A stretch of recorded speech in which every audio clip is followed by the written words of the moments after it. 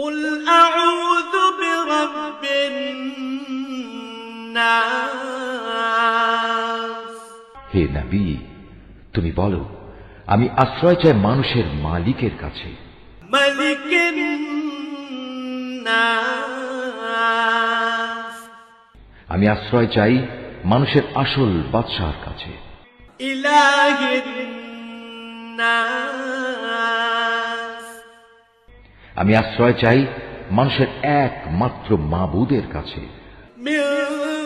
شر الوسواس الخناس